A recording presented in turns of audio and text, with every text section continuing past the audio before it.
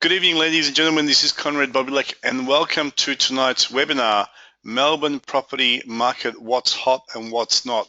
In fact, what is tonight's webinar all about is about areas where I believe you're going to have the best capital growth in the next 3 to 5 years. And in fact, I'm going to go through the history of capital growth in different suburbs in Melbourne and areas that you should definitely stay away from in terms of capital growth. Now, these areas that you need to stay away from, they could be quite good areas in terms of lifestyle areas, and they could be conveniently located, but there are key things about these areas that are going to virtually guarantee to have very low capital growth. And in the property game, your objective is to leapfrog from one property to another. You know, property investing is not just about buying one investment property, it's about buying multiple properties and building a large property portfolio. So one of the key essential things is you need that capital growth.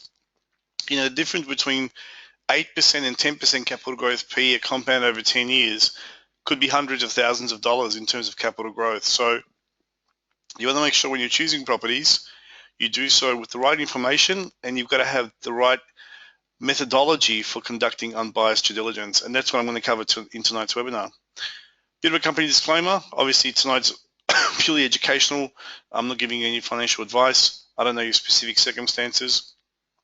And obviously, my results aren't typical. I'm not going to insult your intelligence telling you you're going to build a large multi-million-dollar property portfolio like I have. But what I'm going to do tonight is show you things that worked well for me and other investors, and then I'll allow you to draw your own conclusions from the information that I'll be presenting tonight. Now, here's what we're going to cover tonight. We're going to cover where we are in the Australian property cycle, state by state. And this is a very important thing, mainly because when it comes to real estate investing, you make money both by time in the market and timing of the market. And if you can get those two correct, then you can make, you know, a lot of money. If you get them wrong, like in Sydney, for example, in 2004-05, the peak of the market, people were buying properties at the very peak, and they had virtually no capital growth for the next 6 or 7 years. So if you get things wrong, you're not going to do very well in property investing. Also, I'm going to talk about which are the best areas to target in Melbourne, and more specifically, what type of properties you should be targeting in those areas, i.e. detached houses, townhouses, or apartments. I'm also going to show you what the experts are predicting for the next 3 to 5 and 10 years in different areas, and with regards to the whole property market itself. So I'm going to give you a lot of good kind of ideas about the direction of the property market, and more importantly, what information you should be reading to keep up to date with the market trends, and really to cut through a lot of the hype that the media is always reporting on, that most of it is completely irrelevant. So I'm going to show you about what I read as an investor and who are the experts that I listen to. Because one of the most important things about experts is a lot of people have a very biased opinion about the market, and they have a vested interest in reporting certain things. With myself, you know, with Investors Prime Real Estate, I basically can choose any property to source property in. So I choose any area, any suburb based on fundamentals, and then I go in and source property in that area. But really, I don't really have a particular, you know, attachment to any particular suburb. For me, it's purely about making money. So when I talk about these things, I'll give you a bit of an insight of who do I listen to and who are the experts that I actually follow in the media, and then I'll give you access to that information as well, so you can start subscribing to newsletters and various other methods of getting information for yourself, so you become more intelligent as a property investor. And also I'm going to show you how to develop a 10-year plan as well, which is really, really important as well. So a lot to cover. I'm also going to show you a bonus section that I did in my previous webinar, which was how to buy 10 properties over 10 years, where I'm going to show you how to settle an investment property and get a settlement against the high valuation, not the contract price, and settle with no money down. So I covered 5 different ways of settling properties with no money in the last webinar. And I'm going to show you how you can do this with a really amazing development in Melbourne. Now, before we get into the specifics about the property market, I just want to cover what it takes to really become successful in property investing. And I'm assuming you're listening to this webinar right now because you are interested in in becoming successful in property investing, the number one thing you need to have is psychology. Psychology or the right mindset is 80% of the equation. Without the right psychology, you're going to implement absolutely nothing. You can have all the education in the world, you can read all the books in the world. Without the right psychology, you won't implement. Number two is you've got to have the right plan and system in place. And everyone listening to this webinar right now has a completely different set of circumstances, different risk profile, different amount of time and equity, and level of awareness and financial literacy. So your plan has to be dependent on who you are and where you are. That's why there is no one perfect plan.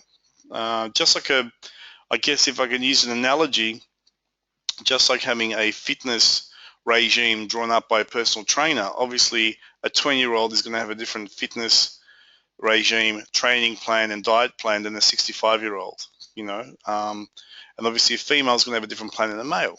So obviously developing the right plan and system is the key. You've also got to have the right experts around you, the right team of experts around you, the right mortgage broker, solicitor, accountant, the right property expert. You've got to have people around you who have done it before, are doing it for others, and are getting results right now. That's one of the key things as well. And this is what tonight's webinar is about. Specifically, you've got to have the right selection methodology. You've got to be able to ascertain exactly which properties to target and which properties to avoid. And I'm going to show you some of the properties that you should be avoiding like the plague. Avoid them like a Tina Arena concert. Otherwise, if you target these areas, you're going to lose money. So really, this is a definition of success when it comes to property investing. Psychology, plan, experts, property selection. If all those things overlap, in the center is where you're going to have success as a property investor. Now, if you have 3 out of the 4 things correct, you're going to fail. So, for example, if you have the right psychology, if you got the right plan, the right experts, but you choose the wrong properties, i.e. South Bank, Docklands, Gold Coast, you're going to lose money. Because ultimately, the property has to make money at the end of the day. If you've got the right experts, the right property selection criteria, the right plan, but you've got no psychology, you're going to fail because you're not going to implement anything. You're going to hesitate. You go and see everyone, but you're not going to actually go forwards and build large property portfolios. If you've got the right psychology, the right experts, the right property selection, but no plan, you might buy 1 or 2 properties, but you won't get to your ultimate objective because you never identify what that is. And that's why people buy 1 or 2 properties and they stop, or 3 properties. They're not quite sure why they bought them. They knew they had to buy them. Others were buying them. Seemed like a good idea at the time. Not quite sure where we go from here. And if you have the wrong experts, well, then you're really stuffed because you've got the right psychology. You're excited. You know you need to implement. You got the right plan. You got the right properties, but your accountant, your financial planner, your mortgage broker, completely useless, can't implement, and they're creating roadblocks. So those 4 things working, synchronize, will create your success as a property investor. And the thing about it is, just always remember that 72.8% of property investors in Australia only have 1 property. There's very few people in Australia, this is from the ATO, 0.9% of all investors have more than 6 properties. So that's what you're interested in achieving. This is definitely the webinar for you. Now, so why do so few people succeed in real estate investing? You see, most people practice buy, hold, and pray investment strategy. They buy something in the neighborhood they live in because it's a comfort zone. They hold on to the property and they pray to God, every day that the property is going to go appreciate in value. And that's not a good way of going about it. So what I'm going to do tonight is give you a bit of an insight in terms of which areas to target, which ones to avoid. One of my favorite wealth experts, Warren Buffett, probably the richest man of all, of our day, I wouldn't say of all time, says, be fearful when others are greedy, be greedy when others are fearful. So do the exact opposite of what others are doing, especially where we are in the property market. Now, if you look at the history of the Australian property market since 1890, and what I'm going to do is do a bit of a macro approach and then go right down into a micro level analysis. Our property market was fairly stable, I guess. Some would say it stagnated from the 1890s to 1950s. It went sideways. And we had a good reason. World War I, Great Depression, World War II. And then something happened in the 1950s that created and triggered a property boom, I guess, that has continued ever since. And that is migration into the country. You see, in the 50s, we had the first flood of European migrants coming into Australia.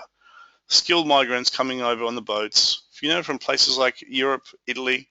The first thing they did in Australia was get a job and buy a house. And that has never really stopped, the market had some booms in the 70s and 80s and 2003. The booms kind of occur every, 7 to 10 years, if you like. But people make the market. In its essence, population growth creates property cycles and property booms. In fact, the experts have been predicting the property market's going to crash since the 1960s. And have a look at some of these headlines. This is from the Sydney Herald Sun, and I'm looking at Sydney because it's probably the most important market in Australia. It's definitely the biggest market when it comes to property.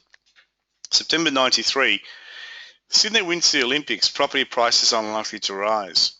These are headlines, by the way, from newspapers. 99, interest rate rise cause for concerns. Experts predict 20% drop in property prices. February 2002, has the property bubble burst? Possibly wrong time to invest, good time to sell. September 2002, property bubble about to burst. January 2003, is there a bubble? September 2003, the bubble damaged the economy. Now it's the same thing. The bubble's about to burst, there's going to be a bloodbath, everyone will be sorry, especially the ones who own a lot of properties. Oh, you watch out, you're going to be so sorry. Now, you notice there's a bit of a peak in that previous diagram. This is the Sydney house median prices since 1901. So you've got 114 years worth of, median price movements. If you've got a buy and hold and never sell approach to investing, which is what I advocate for most investors starting out, and if providing you target the right type of properties, it is extremely difficult to lose money in the property market. I mean, you really have to do something really silly to lose money.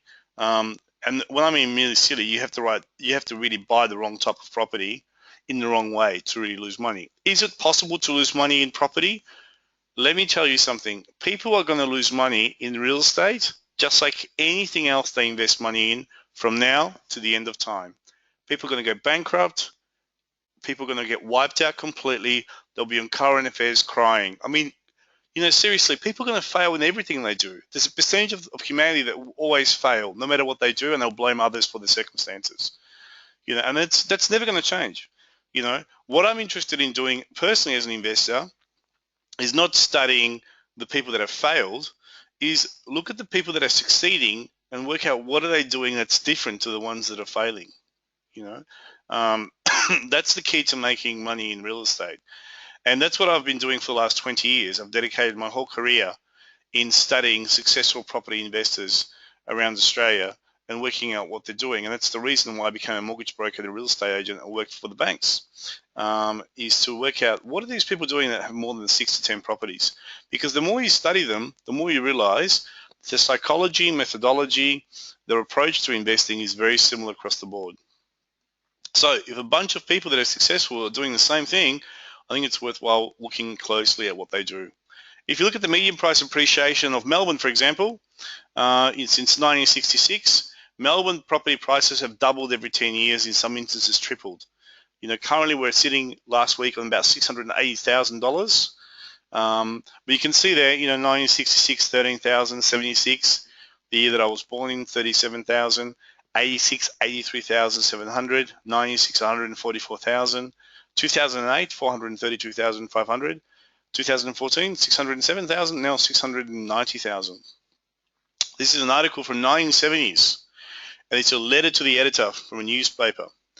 And it says, buying houses. It's disgusting to me to read almost daily that it's impossible for people to buy their own houses. Red herrings are dragged up, but in most cases, the only reason that stops them is their own will.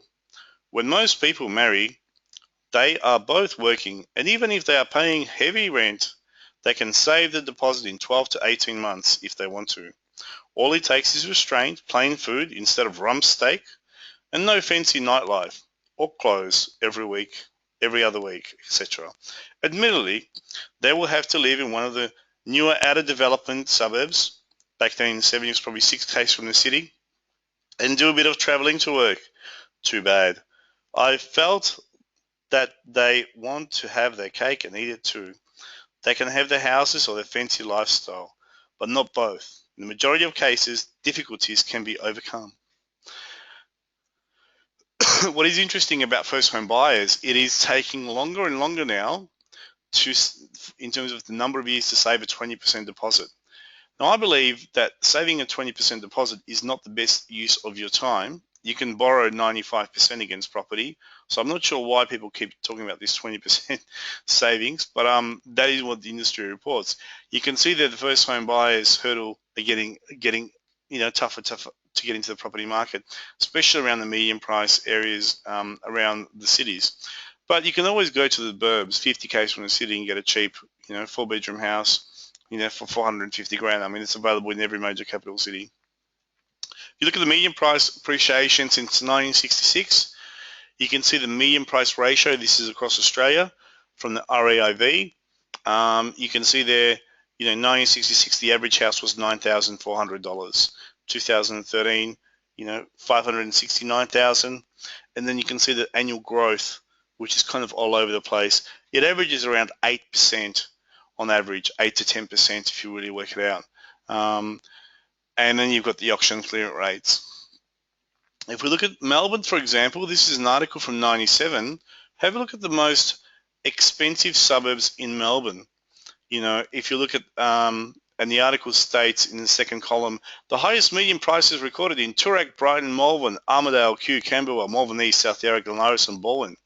So Toorak was 850 grand for a median price for a detached house. Brighton, 501,000. Malvern was 440. Armidale was 407,500. Kew was a staggering $385,000. Camberwell, you could have scraped in under 370,500. Malvern East, 356. South Yarra, 350. Glen Iris was 330,000. You can't even get a one-bedder in Glen Iris for 330,000. These are for detached houses. And Baldwin was 325,500. If you look at the most affordable areas in Melbourne, Melton tops the list at 87,000. Noble Park, 96,500. Sunshine, Glenroy, St Albans, Sunbury, Dandenong, Frankston, Mount Evelyn, Boronia. Now, if you look at the highest median prices right now in Melbourne, the list is pretty much identical. You see, nothing's really changed since 97. The cheapest suburbs are still the cheapest suburbs, and the most expensive suburbs are still the most expensive suburbs. There's a saying in real estate, cheap today, cheap tomorrow. There are no bargains in Melbourne. The thing about investing in Melbourne is you don't need bargains to get into the market. If you understand finance and how to use other people's money to get into the market, and you understand how leverage works, you can control a large asset with $1 million using very little of your own money. And that's what I'm going to show you in tonight's webinar. Going back to the Australian property cycle, so we have this thing called the property cycle, and we've got different phases of the market. We've got the peak of the market, which is at 12 o'clock. We've got a decline of the property market, bottom of the property market. Best time to buy is the bottom. Growth of the property market, and then you got the peak again. And there are triggers in the economy and the property market that actually trigger each stage of the property cycle. Now, it's beyond the scope of this webinar. I could spend 2 hours just on different things that happen in the market. But what I'm going to show you is exactly where we are currently in terms of Melbourne. We're exactly at 9 o'clock on the property clock. Now, a lot of people think, well, how do you know, Konrad, that we're 9 o'clock on the property clock? Do I just sit at home and make this stuff up? Well, no. The person that you go to is Herring Todd White Valuers, and that's the website there, htw.com.au. This is the biggest valuation company in Australia, and they provide a monthly review newsletter, which I sincerely recommend that you jump onto that website and subscribe to the monthly review letter. In that newsletter, they give you the property clock. This is from June. July is exactly the same, and you can see that Melbourne is at 9 o'clock on the property clock. Because it's 9 o'clock on the property clock, you're in the rising market, you're not getting bargains, you're paying fair value. The money's already been made in this property cycle. The bottom of the market is probably the best time to buy property. The best time to buy property is always yesterday. But I mean, 3 years ago, 4 years ago was a good time to buy property because prices were very low, and there was negative consumer sentiment in the market. Now the market is rising, but the peak of the market is going to be in about 3 years. So you're looking at about 2018-19 being the peak of the market. So you've got a solid 3 or 4 years of capital growth, and then the market will go into a decline stage where it goes sideways. You're going to see low growth, low capital growth, and the market will stabilize. So that's where we are in the property clock, and that's what I would recommend you guys subscribe to Henry Todd White newsletters. So which areas to target in Melbourne? Interesting thing about Melbourne is we have this thing called the so-called growth corridors, which is the dark grey areas shaded in Melbourne. Now, what you're looking at there right now is the urban growth boundaries that have been locked up and set in place in Melbourne. You see, Melbourne has the biggest urban sprawl out of any major capital city in the world. And because of this massive urban sprawl, because we've got this city that keeps growing and expanding beyond its outskirts, there's a lot of issues, especially transport and infrastructure, roads, hospitals, schools. So what the government decided to do is to work out a very good strategy for reducing the urban sprawl and creating a situation where people in every suburb in Melbourne have a minimum level of lifestyle and access to services. And what they did was they studied 2 different cities. They took on a completely different approach. In London, for example, which is one of the cities they studied, the urban growth boundaries were capped and they were locked in place, meaning that beyond the line, which in here is the urban growth boundary line, new farmland could not be rezoned residential, meaning you couldn't build houses on farmland. In Los Angeles, which is the exact opposite, the government there took on a different approach and they allowed infinite urban sprawl and allowed Los Angeles to grow in all directions indefinitely, and that created slum areas in Los Angeles. Areas that were severely economically and socially disadvantaged, where you had long-term multi-generational unemployment, high crime, very low standard for education, very low job opportunities. And those areas suffered socially, and obviously as a reflection of that, they had very low capital growth because obviously people didn't want to live in those areas, people want to get out of those areas. Melbourne has a very similar thing. I'm about to show you the suburbs you should invest in and avoid at all costs. So the so-called growth corridors are not really growth corridors.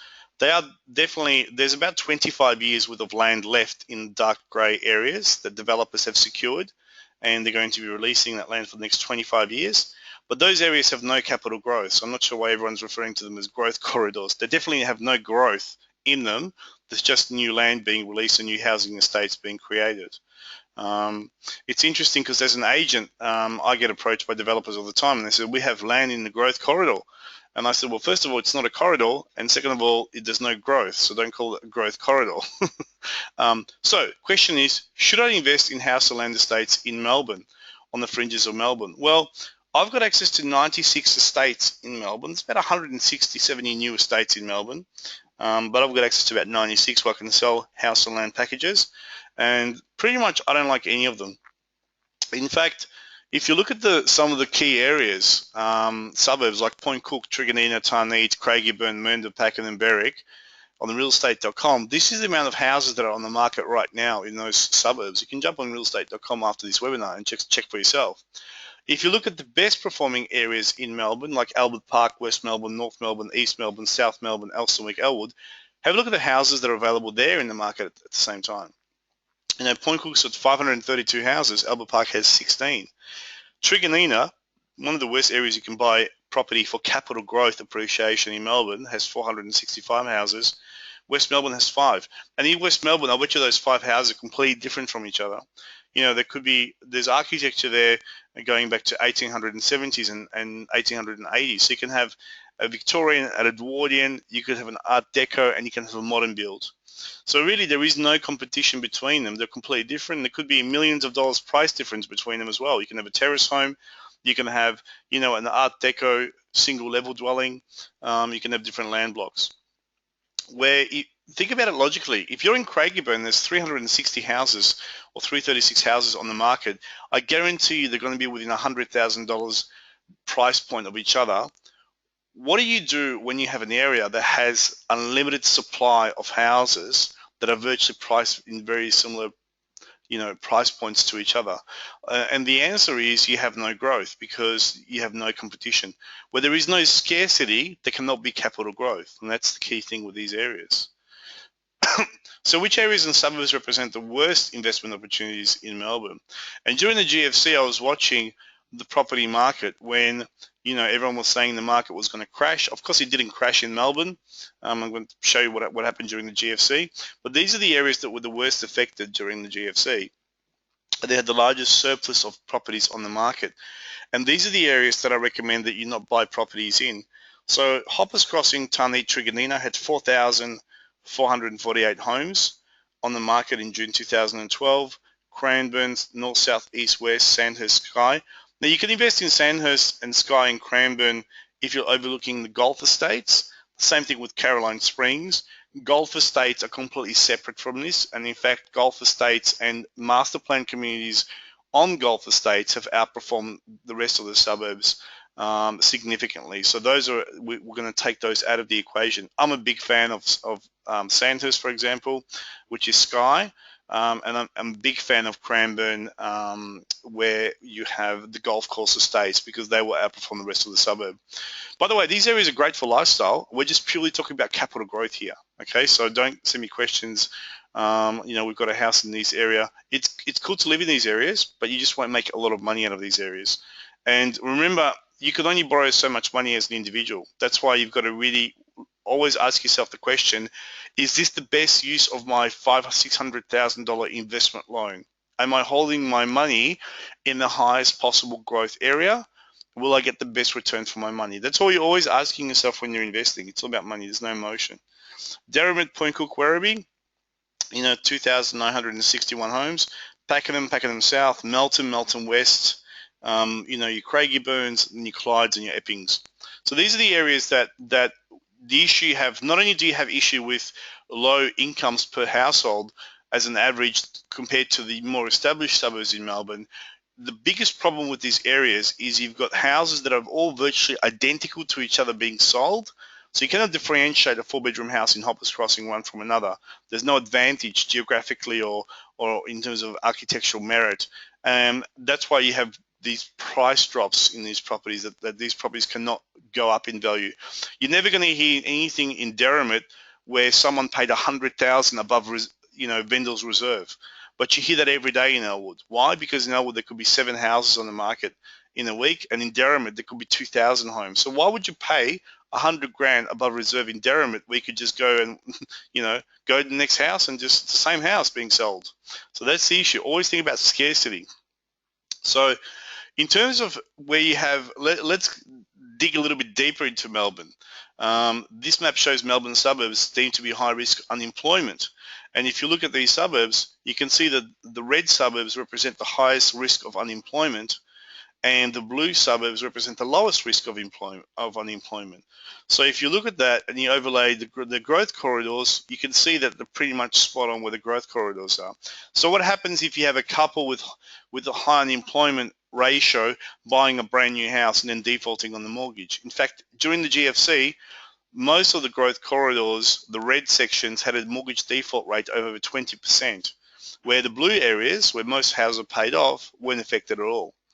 And those that did sell houses in the blue areas because the business went bankrupt got absorbed by the market very quickly. So they didn't lose money on selling their properties. The other risk you have with the suburbs is the homicide rates in the last 5 years. If you look at this section, for example, the red sections represent the highest crime rates in Victoria, in Melbourne. So if you overlay that with your growth corridors, once again, you've got the highest crime areas in Melbourne in these red sections. This came out on July the 21st, just recently. Victoria's worst struggling towns revealed in Dropping Off the Edge report.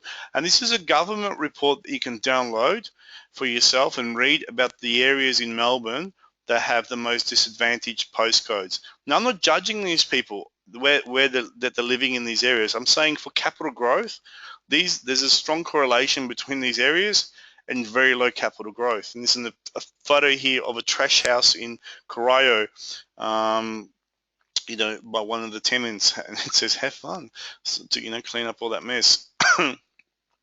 And I'll give you a summary of the report. And in terms of Victoria's We're Struggling Towns Revealed Dropping Off the Edge report, 28.2% of most disadvantaged rankings are located in around 4% of locations. So Victoria's struggle towns have been revealed, and if you live in one, beware. Crime, domestic violence, and child maltreatment are rife, and social services warn that disadvantage is almost impossible to overcome. Among the hardest hit suburbs on the outskirts of Melbourne, towns in Gippsland and northwest Victoria. You say, live in these suburbs, what's life like? Is the report right on selling your suburb short? Scroll down and show your view. Broadmeadows, Corio, Doveton, Frankston North, just goes on through all the different suburbs. These communities are not failing. Australia are failing these communities. And there's good reasons and there's issues there. We're not talking about social issues during this webinar. We're talking about really what areas to avoid buying property in. And I'm going to show you which areas you should be targeting. Each community, there was the same story: unemployment, criminal convictions, disability, low education, family violence, etc., etc. And then he goes through, and these are the hardest hit towns: Broadmeadows, Corio, Doveton, Frankston North. Just goes through. It's pretty much suburbs that are located. Some of these areas are regional, but most of them are located in the brand new growth estates or all the suburbs. Like for example, St. Albans, Hoppers Crossings in there as well. This is just the top ones. As you read through, there's more on the list. So it's the same areas over and over and over, pretty much. And if you look at the areas here, the red sections represent the most disadvantaged areas. Now, if you've got areas where there's high unemployment, low income, think about it logically. How can that area have high capital growth? How can you have house appreciation above normal, which is what you want as an investor? You want to seek out areas that give you the highest appreciation on your investment. How could those properties possibly go up higher than the rest of Melbourne if people living in those areas have high unemployment, low income? So you got to think laterally, and you got to look at these kind of reports as a guide when you're making a decision as a property investor. So let me just show you what will happen if you get it wrong with property, because the thing is, we can talk about generalities here, but I want to show you what's going to happen if you buy in the wrong area. Let me show you some specific examples. This is a 1960s two-bedroom flat in Tennyson Street, Elwood. Really good property. Sold for $632 in May 2011, having previously sold for $475 2008, equating to capital growth of 10%. It's just an average boring flat in Elwood, right? They're usually getting you about 10%, 11%. Contrast this with a flat in Newport Quay Promenade in Docklands, sold for $540 in 2001, having been purchased for $495 in 2005. Capital growth, 2%. Another three-bedroom Edwardian property in Elwood, sold for $780, having previously sold for $270.98. Capital growth, 10.12%. Contrast this with 2012 sale of this three-bedroom house in Derrimut. The property was bought for $330 in 2004 and sold for $335 in 2012. Capital growth, 0.2% over 8 years. Think about that for a second. There are many properties in Derrimut, Pooncook, Trigonina, Tarneit, Roxburgh Park that have no capital growth at all for the last 5, 6, 7 years. Not only that, inflation is running at 3.5%. So you're actually going backwards with these investment properties. They're actually going backwards because you're eroding your capital base of these properties. Because remember, inflation is around 3.5%. Here's another example of a one-bedroom property in Richmond, sold for $468,500 last year. It's a nothing one better, not even pretty, right? It's not even a brand new one better, it's an older one better. Sold for just $79,598, 15% capital growth per year. So really good return. Another disaster in Docklands on Burke Street, sold for $422 2010, previously sold for $410 in 2007. Now these values were established by valuers, and these properties were sold at different intervals. So these are absolutely accurate figures. This property appreciated by 0.25% per year in capital growth. There's a lot of people in Docklands, guys, and South Bank that have bought apartments in 2005 for 550. There were two bedders. Today, they're worth 550. They've had no growth in 10 years. There's a lot of people that have bought houses in Point Cook, Trigonina, Tarneet, Pakenham, for the same amount, 500,000 in 2005. Now they're worth 500,000. They've got no growth in 10 years' time. So just because you're buying a big block somewhere, don't think you're going to get capital growth. Here's my favorite area to lose money in, which is Queensland. If you're going to lose money, you might as well just buy something on the Gold Coast, because at least you're going to be depressed there on a nice beach. No point being depressed in Melbourne in shitty weather. At least in the Gold Coast, you can get a holiday every year and it's tax deductible. I mean, I'd rather be depressed on that beach, right? Crying about how much money I've lost than be depressed in Melbourne, especially in the wintertime.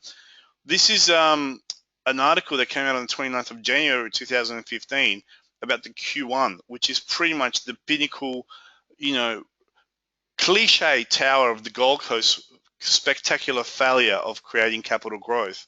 The mortgagee offered this 54th floor of the Gold Coast landmark tower Q1, which is an amazing building, by the way. I've stayed in the building. I've spoken inside the building at an event. I went to the gym in the building. I had food in the building. I had drinks at the top bar. Amazing building. I could actually quite easily live in this building, but I wouldn't invest in the building. This property is on the market for $890, and the interesting thing is there's breathtaking views from every room, and it's a massive property. It's 205 square meters. It last sold for $1,005,000 in 2002 and listed. So think about that. It's now on the market for $890, or was on the market for $890. In 13 years' time, it has gone backwards by some 100,000 plus. Initially, it was listed in 2011 for 1.2 million. Probably a great place to live if you want to retire and just want to enjoy the nice weather up there. I mean, I pretty much go to the Gold Coast once a year. Is it a good area to invest in? It's probably the worst area to invest in Australia. So where are the best areas to target in Melbourne and why? These are the best suburbs to target in Melbourne. This is from 2001-2011 in terms of capital growth. Q has gone up by an average of 366 percentage points since 2001.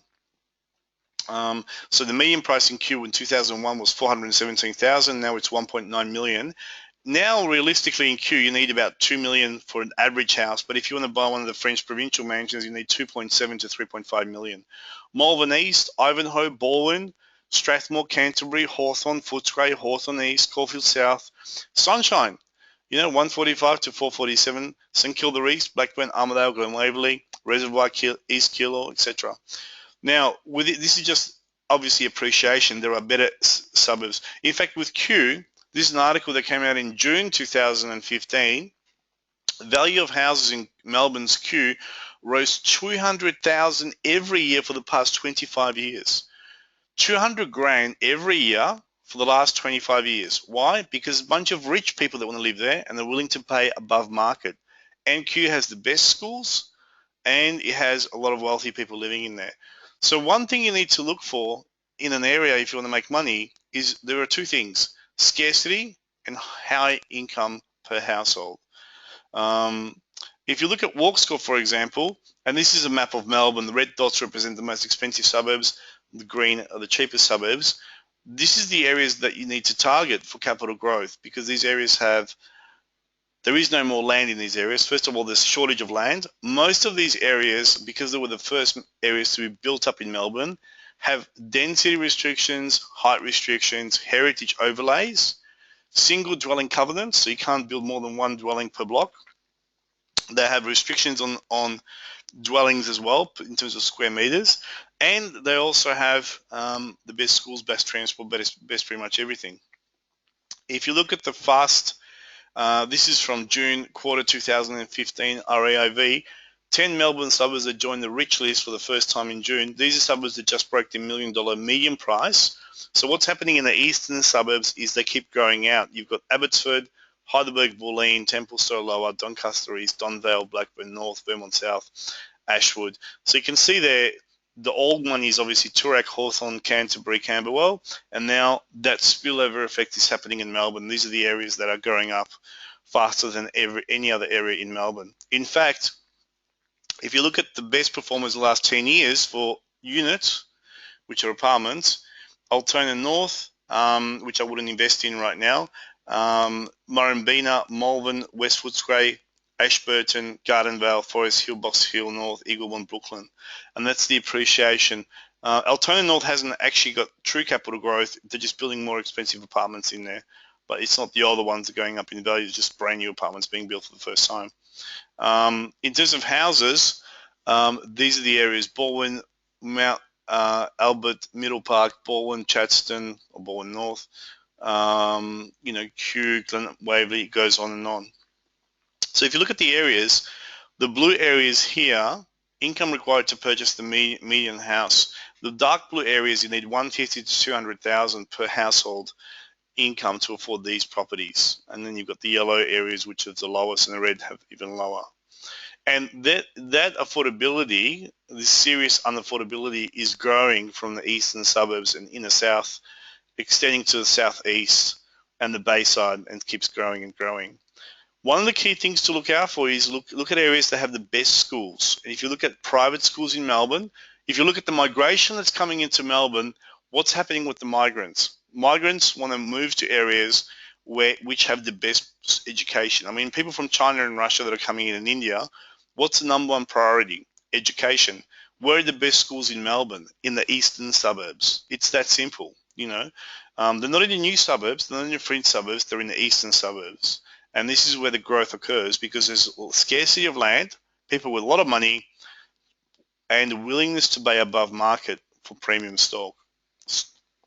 WALKSCORE is another thing you can look for.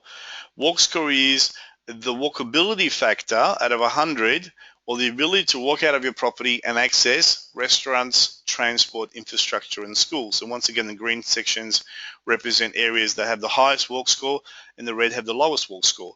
So in Melbourne, for example, Hallam had the lowest WALKSCORE out of any particular area. South Yarra had the highest. So in South Yarra, within 5 minutes walking distance, you've got access to over 100 restaurants and coffee shops. So if you want to get a coffee in South Yarra, just walk in front of your property. Within 5 minutes, you've got 100 to choose from. In Hallam, if you get out of your house and start walking around, 5 minutes later, you're probably just in front of someone else's house. Now, you can get a coffee if you want. You can knock on the door, but I wouldn't recommend it. So WALKSCORE is obviously the walkability factor of different suburbs. Now, that doesn't mean that every suburb that has a low WALKSCORE is not a good investment opportunity, because Donvale is a very expensive area, but Donvale, because it has massive houses on large blocks, hasn't got a particular high WALKSCORE. So this is just an overlay effect that you need to consider as well. So if you look at the highest WALKSCORE in Melbourne, you got Carlton, Fitzroy North, Melbourne, St Kilda, South Yarra, East Melbourne, South Melbourne, Collingwood, Windsor. Lowest WALKSCORE: Croydon North, Leadale, Endeavour Hills, Atwood, Mount Evelyn, Rosebud West, Roxburgh Park, Belgrave South, Narre and Derrimut.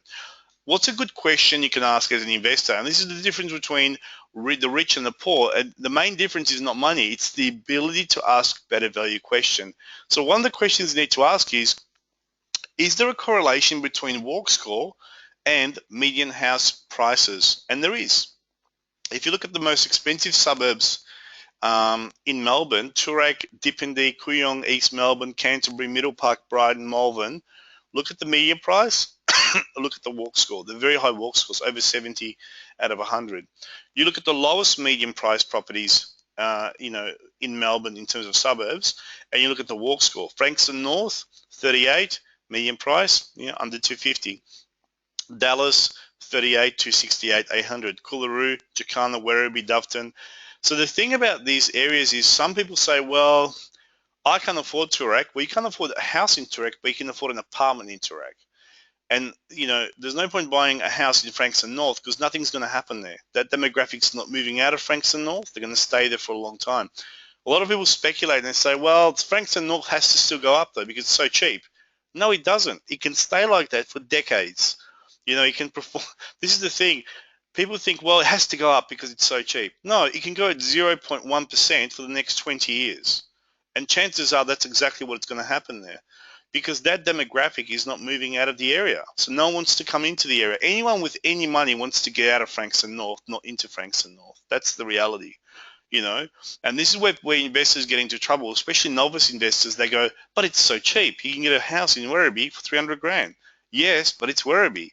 Oh, but it has to go up eventually. No, it doesn't. It can actually stay like that for decades. The question is, are you willing to bet 20 years on an area just because you feel it has to go up in value? And there's a lot of investors that I talk to, that's how they think. Oh, Broadmeadows has to go up in value eventually. No, it doesn't. It doesn't have to go up at all. You know, that demographic has to move out of Broadmeadows for Broadmeadows to go up. Remember, it's the people that make the area, not land. The land in Broadmeadows, the dirt is the same as in Toorak.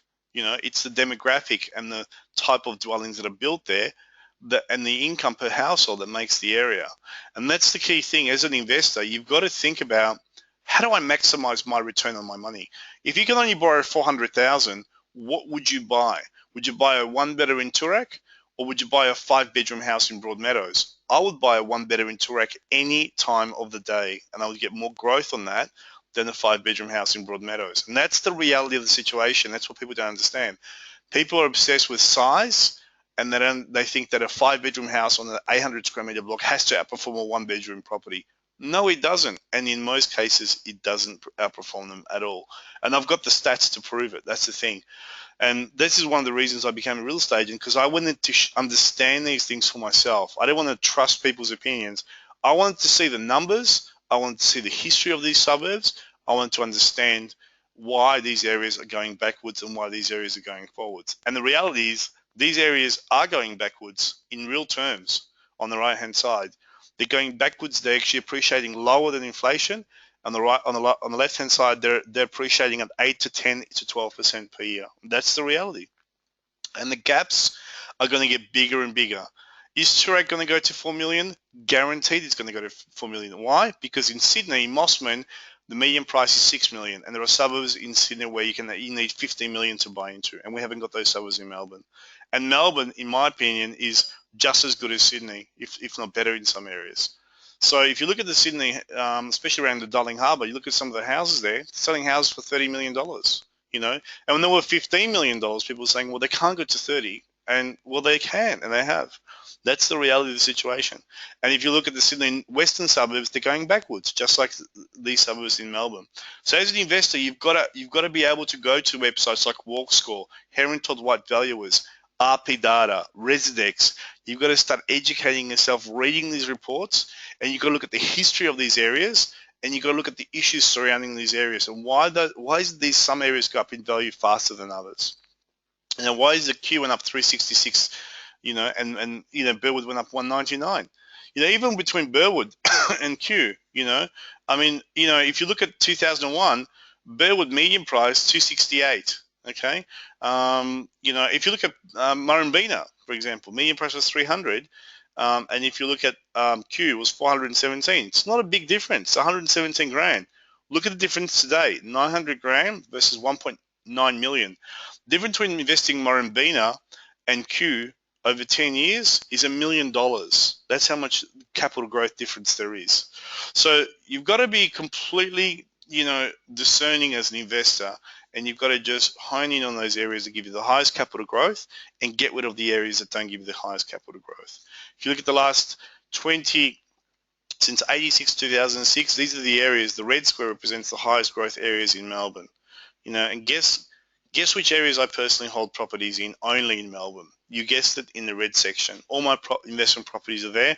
In fact, the most sophisticated investors that I'd come across who do buy and hold, not developing, not any other strategy, just purely buy and hold, invest predominantly in the red section of this diagram. So what factors really determine and drive property prices?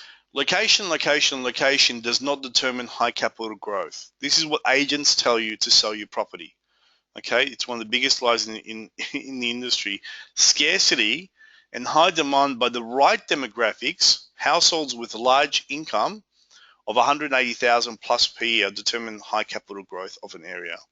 So scarcity, no stock available, landlocked suburbs that are established, they have the best schools and transport with high demand, okay, by the right demographics create high capital growth. Here's my 42-point due diligence criteria that I use to shortlist properties when I choose to select properties for my clients. And I'm actually, my next book will be just that, Australian Property Due Diligence and Research Made Simple. Number one thing I look for is high income demographics. I need to make sure the area that I'm investing in, the average household is making a lot of money, preferably over 150 to 180,000 per year combined.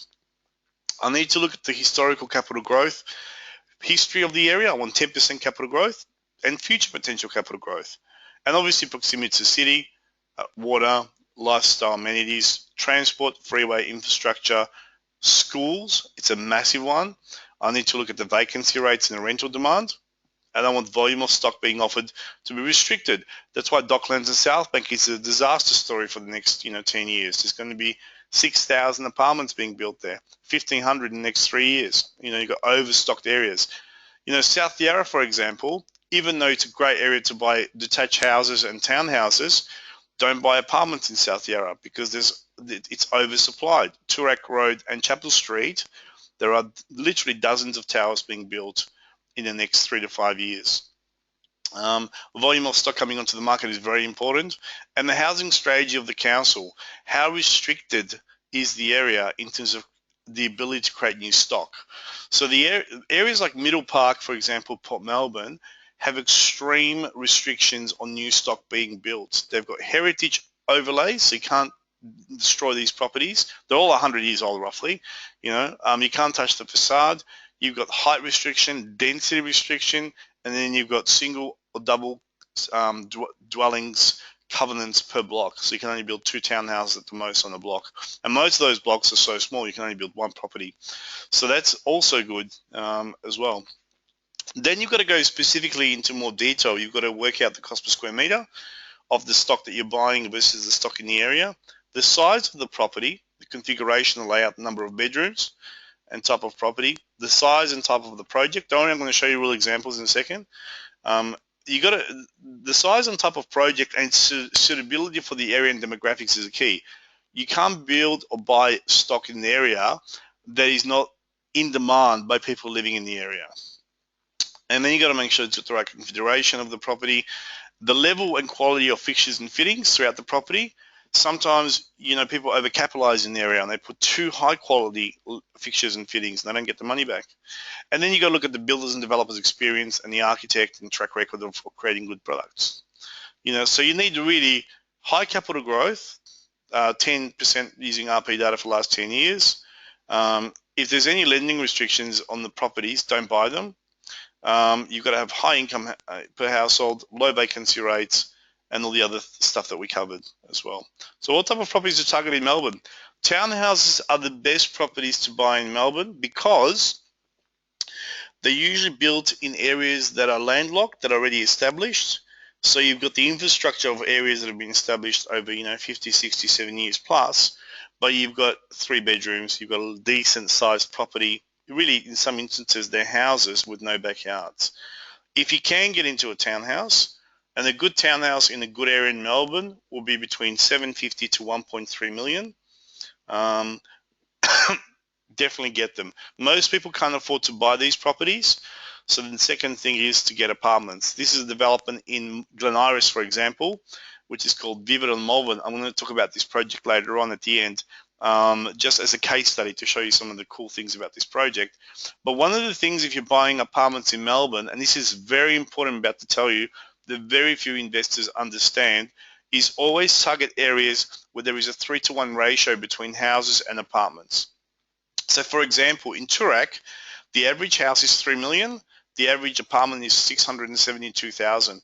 There's more than a 3-to-1 ratio. There's a 3.4 ratio between properties of houses and apartments. Deep and D is the same thing, 587 versus 2.3 million. You can see at Glen Iris, 1.6 million versus 500,000 for an apartment, 3-to-1 ratio. Apartments only work in areas where there is a 3-to-1 ratio. St Kilda, 1.7 million, apartments of 480,000, St Kilda West. Where apartments don't work, and they cost the same amount to buy, is places like Mitcham. There's nothing wrong with Mitcham, great area. Maroondah Highway is an excellent area to shop. great schools, leafy, fantastic. The problem is apartments in Mitcham are 600,000 and houses are 750. So houses are just 150 grand more expensive than apartments. That's when apartments don't work. They still work. People will rent them. You're just not going to get a lot of capital growth. You're going to get 5-6% capital growth. Your apartment will still double, but it will take 12 to 15 years to double. Dandenong, another area. Apartments don't work. Caroline Springs, great area for houses. Don't buy apartments. They will fail miserably in that area. You know, the closer you get to the 3-to-1 ratio, and if you can exceed the 3-to-1 ratio, you're laughing, the more capital growth you're going to get for apartments. And this is one of the things that took me 10 years to understand. I'm sharing it with you right now. You know, that formula is priceless. House and land in Melbourne, forget about it. They don't work. They work. You won't lose money on them. You'll double your money every 12 to 15 years, but there'll be 7 years or 5 years, there'll be no growth. And during that period of time, you're missing out on buying more property because you haven't got equity in that property. That's why I don't like house and land. So let me just show you some examples of no money down deals as an example. This is actually not an example of a no money down deal. This is a development in Banksia Street in EAGLEMONT, and these are executive homes. And I love this project. So it's an high-end product. These properties are 1.2 million. Median prices in EAGLEMONT, you know, for houses are about 1.8 million. So these are executive homes in a closed estate. I'm going to show you the cash flow calculations on one of these properties. This is unit number 16, which is a 2-bedroom, 2-bathroom property. So you've got double garage downstairs in the basement, open plan living with a courtyard. You've got 2 bedrooms with en suites, and you've got a master bedroom on top on the second floor. So really good properties, and once again, high level of fixtures and fittings inside. They look amazing. Now I want to show you the mechanics of this, because one of the biggest challenges that I see investors have is if they live in a house that's 400,000 or 500,000, they always look for investment properties around that same price, you know. And I often say to them, well, why did you choose 500? And when I get a lot of people assessed financially, you know, I'm a mortgage broker, I can find out they can borrow up to $1 million, but they won't spend $1 million. They'll buy 2 properties for 500,000, which is a really silly approach, because they're not even sure why they're doing it, because it's a comfort thing. So most investors will buy investment properties that are relative in price to what they live in. Now, this property, there's actually more risk in lower end properties than in higher end properties, mainly because of the rental and mainly because of the quality of tenant. So in this example, I'm going to show you the mechanics and numbers behind this property. This is a 3-bedroom, 2-bathroom, 2-car garage and storage property, 1.195 million. So the stamp duty, it's established, 65 grand. Weekly rentals, 4.25%. So you're getting your 900, 950, you know, 975, depending on the property. I mean, 4.25% is the average for the area. So you're getting about 50,787 per year, you know, in rental. Now, if you lock in your interest only cost at 4.3%, and we've had deals as low as 3.99%, that's going to cost you around $988.17 per week, per year, sorry. No, per week, which is $51,385 per annum. So really, this property for some people, the difference, like in terms of cash flow, it's $500 per year. You know, we're talking about $10 a week shortfall to hold this property. Now, the tax benefits on this property could come close to about $100,000 per year, because you got 50 grand just in interest repayments, and the rest is in depreciation and maintenance and etc. You know, owners corporation fees, etc. So you've got about 100 grand tax deductions. So someone's on 130 grand, 140 grand. This property is cash flow positive for you. But here's the interesting thing that I want to explain to you. If you just get 5% growth on that property, by the end of the 12 months, you got 60 grand, 59,750 in capital. Now, this area always does more than 5%. You know, historically, the average is about 8%. 8% growth, you're getting 95,600. So what could you do with that 95,600? Go refinance the property, get the equity out, go again. If it does 10%, you made 119,000, 12%, 143,000, 15%, 179. Here's the message that I'm telling you. It's much harder for a $500,000 apartment to give you 60 grand return, because then it has to go up by 10%, than it is for a high-end property just to do its 5%, and you got a higher return on your money. And remember, you can borrow 97% from the banks to hold this property. So all you need to come up with is a 5% deposit, around 60 grand, same amount in stamp duty. A lot of people have that in equity in their home, and you can buy one of these properties. So the reason I'm showing this example is you got to start thinking about not so much, oh, I need to spend 500 grand because my house is 500 grand, that's what I want to buy. So let's look for a property. Think about what's the maximum that I can borrow and what's the best suburb that I can target, that I can afford, because I'm leveraging into that suburb using other people's money. It's not your money that you're putting in. Your majority of it you're going to be borrowing. Your objective as an investor is to control land and property in the best possible high capital growth area that you can buy into. And that's what successful property investors do. So they buy properties in areas that have the highest capital growth, and in a lot of instances they spend more money for investment properties than the house they live in. And that's a very interesting thing that I've observed, especially working in the banking industry for years. That's what I've noticed with a lot of property investors, that the stock they held was better quality than the house they lived in terms of the area that they targeted. So if your objective is to buy 10 properties over 10 years, this is what I can help people with. My company, Investors Prime Real Estate, does that. We help investors buy multiple properties. We only target properties that are located in blue chip areas with the highest capital growth history, of all the suburbs. If you buy in areas that go sideways for 5 years, it's going to be very difficult for you to buy multiple properties in a short period of time. And that's one of the things. Now, let me show you a no money down example. This is where you can get a long-term settlement on the property that's off the plan, and you can settle against the higher valuation rather than the original contract price, and you can settle with no money. So here's the thing that I recommend people do. Before you buy anything off the plan, you've got to get a financial pre-approval from a mortgage broker or a bank to work out how much you can borrow. Now, remember, most financial pre-approvals only last 90 days. So they become obsolete at beyond that point. So if you're buying something that has a 2-year off the plan settlement, you obviously don't go subject to finance because it's irrelevant after 90 days. You can use a deposit bond or a bank guarantee to substitute as your cash deposit. It's the same way as having money lent to you by a financial institution to use as a deposit, and there's no upfront money out of your pocket required. So bank guarantees and deposit bonds can be used instead of a cash deposit. So rather you're locking away 50 or 100 grand for 3 years or 2 years, you can get a bank guarantee or a deposit bond, and you just pay a fee for that, and that acts as a deposit. And the deposit is guaranteed by, in the case of a bank guarantee, by a bank. Deposit bond, you should buy deposit power. Now, here's the settlement strategy. So you want to use a deposit bond or a bank guarantee to put a 10% deposit. It could be 40 grand or 40,000 or 80,000, depending on the price of the property. Then you've got construction time over 24 to 30 months. And then you settle the property after 24 months to 30 months. And you want to create a 10 to 20% gap during the building phase of the property. Now, that is created by getting the timing right and holding it. So timing and time in the market creates the gap.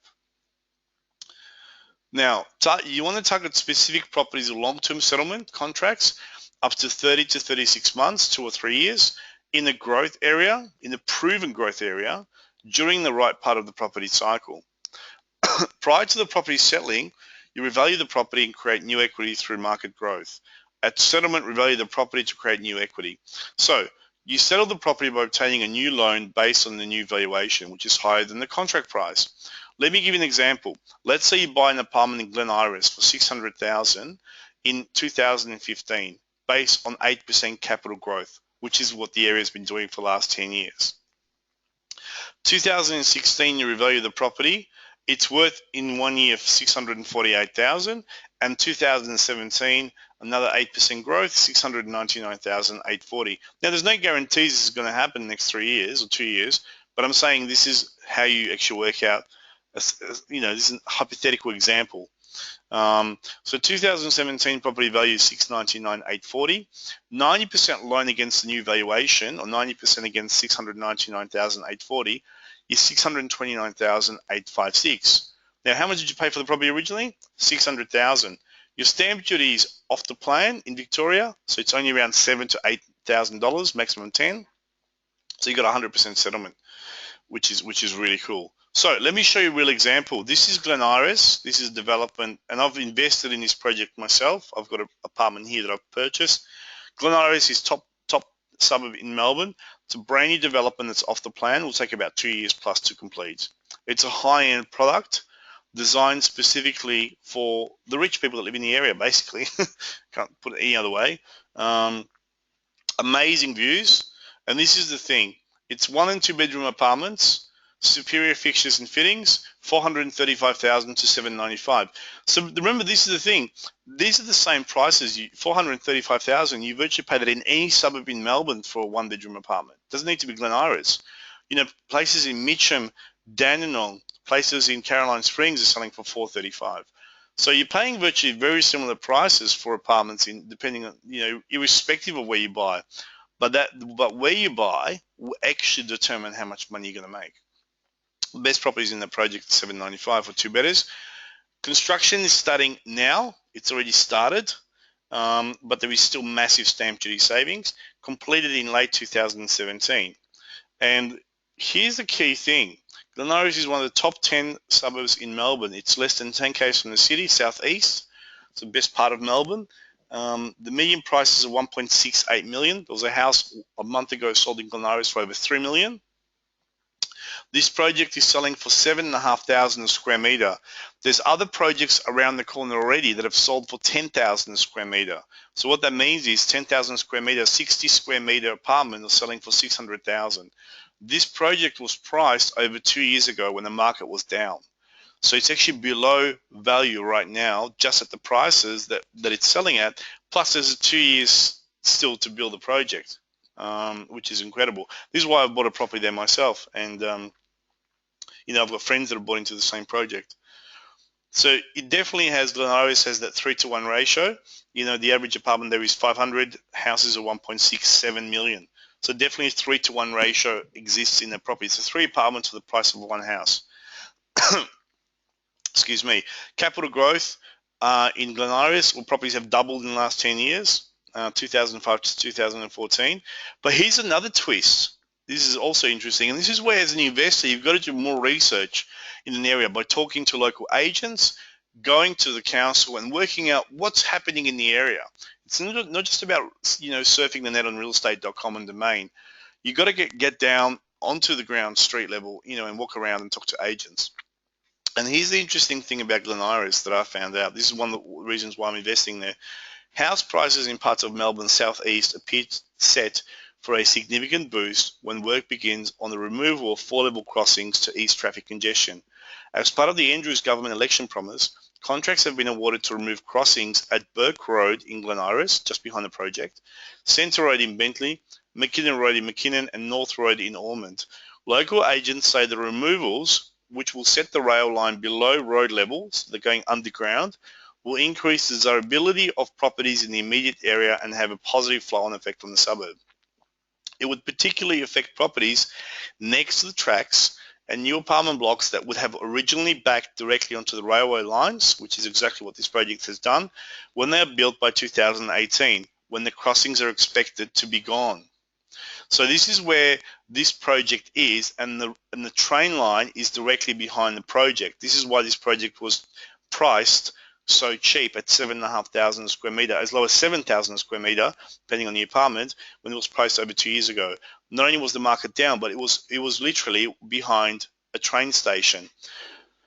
Frank Ruffer, director of Hodges Bentley, said he expected property prices in those pockets to increase up to 15%. Lowering the height will create a better visual aesthetic because you won't be able to see them, the tracks, and also there'll be some sound deterrent because it's under the ground level and the sound of the tracks will be muffled. He said. Hocking Stewart Glen Iris director Steve Burke said the project at Burke Road would make the suburb more desirable and user-friendly. He said there'll be already capital gain in the area, but expected a further growth between 5 and 10% as the project reached fruition. High desirability leads to more demand, and stronger demand leads to more competition and higher prices. That's the project on the left-hand side where the development's going in, and you can see there's railway, train station, new station being built behind there. So what's happening is during the build phase of this development, which is over 2 years, that train line will go in underground. So by the time the apartments are completed, the train line already is underground, which is perfect. So in this example, you want to settle the property by obtaining a loan based on new valuation, which is higher than the contract price. 2015, say the average apartment in the project is 600 grand, based on 8% capital gain. These apartments, purely based on, there's no guarantees it's going to happen once again. 2017, the value should be 699,840. So you've created the gap, you borrow 90% against the new valuation, you settle with no money down. But there's only a few available. If you're interested, I can send you out the price list and the due diligence kit for this project so you can do more research. All you've got to do is SMS me to my phone, or you can email me, just konrad@investorsprime.com.au, and I can send you out a whole brochure on the project. You can have a look at which ones are available. There's really good ones available. In fact, with this project, you've got good views virtually from every direction of the development, because it's got 360-degree views. So you've got amazing views of the city, over the southeastern suburbs. It's an amazing project.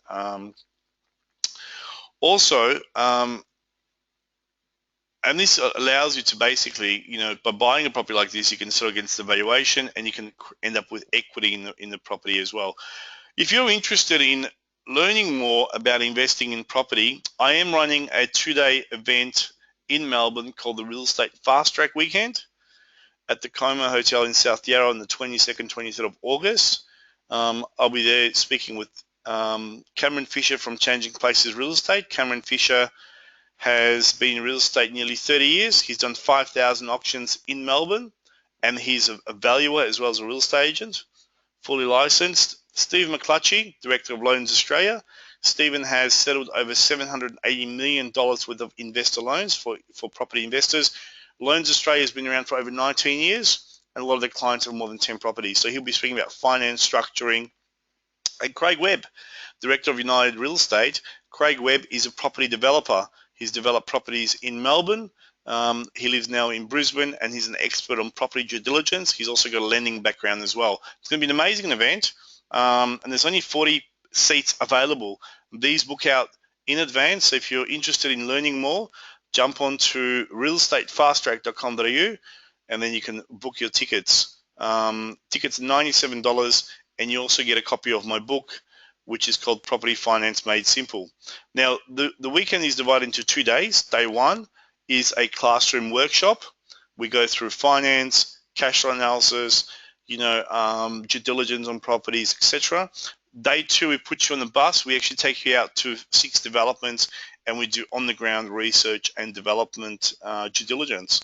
So we actually pick apart projects, the good, the bad, and the ugly. We look at suburbs in Melbourne that are booming, suburbs that are going to be the growth suburbs of tomorrow, and suburbs to avoid. Tickets only $97, plus you get my book, which is called Australian Property Finance Made Simple. You can also just buy my book if you like, to go to bookonfinance.com.au or Amazon. Now, Book on Finance, they retail for I think $32.95. You can also get a digital version on Amazon. Apple's got a digital version. I think they're about $10 or something. I don't even know what they are. You can go on eBay, probably get them cheaper. That's about it for this webinar. Now, this webinar will be has been recorded, and I'm going to send you a recorded link as well, so you can have a play with the webinar, and you can play the information over and over and over. That's pretty much it from me. Before I take questions, I just want to give you a bit of a summary of what I covered in terms of areas to target, areas to avoid. As an investor, you really got to be aware of the fact that you have limited borrowing capacity. Irrespective of your income and your equity in your property, there are only so many properties you can buy in a given 12-month period of time. You've always got to be asking yourself, is this the best use of my money and time? Is this the best use of this money in this property? Is this area the best area I can possibly target? And that's what you've got to be asking yourself all the time, objectively. The worst thing you can ever do is buy a property based on comfort zone. Buy property that you're comfortable with because you live in the area. If you happen to live in Toorak, then go nuts. But if you're living in an area that hasn't had the highest capital growth in the last 10 years, then why would you do that? You know, your vacancy rates in Melbourne are 2.5%. Some of these areas have vacancy rates of 1.5%. You know, people are fighting over some of these rentals. So I think looking at it that way objectively, buying growth properties in good areas, knowing that apartments don't work in every area in Melbourne. In fact, they fail spectacularly in a lot of areas. And I only target areas where there's a 3-to-1 ratio between house and apartments. If you can afford a townhouse, that is the #1 vehicle to go into. You know, and a good townhouse, you need 750 to 1.2 million in a good area, you know, of Melbourne. I'm talking about like Malvern, Glen Iris, you know, Elwood, St Kilda, 3-bedroom, you know, eastern suburbs of the Bayside. House and land, avoid it like a Tina Arena concert. Avoid it like a, you know, like like a Kenny G concert. You know, they won't do anything for the next 5 years. There's an oversupply of house and land in Melbourne. As an agent, I've got access to them. I can sell them all day long, but I just refuse to. Why? Because I only deal with investors. You know, are they big? Do they represent more value for your money? Absolutely. You know, you look at a 4-bedroom house in Point Cook on a 600 square meter block. Obviously, you're getting more dirt and bricks for your money than the 1-bedroom property in Richmond. But the 1-bedroom property in Richmond will outperform the 4-bedroom in Point Cook, and that's not even an opinion. That's just a mathematical and statistical fact. So what you've got to do as an investor is understand that's how it works. It's not about the size of the property, it's the location of the property. And the location, it's not so much location of the property as in, you know, next to water overlooking the city.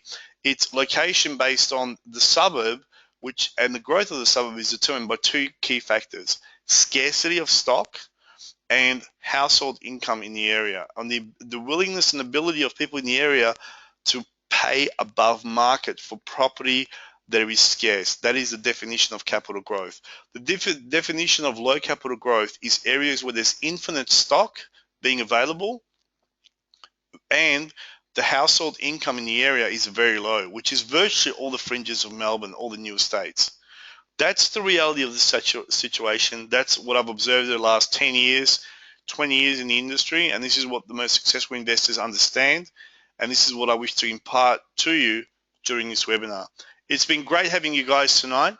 That's it for the webinar. Join me for upcoming webinars. The next webinar I'll be doing in a couple of weeks will be how to buy 10 properties over 10 years, and I'll do on how to buy 5 ways of buying property with no money down. For now, I wish you all the best, and I'm going to take questions. For the rest of you, take care and good night.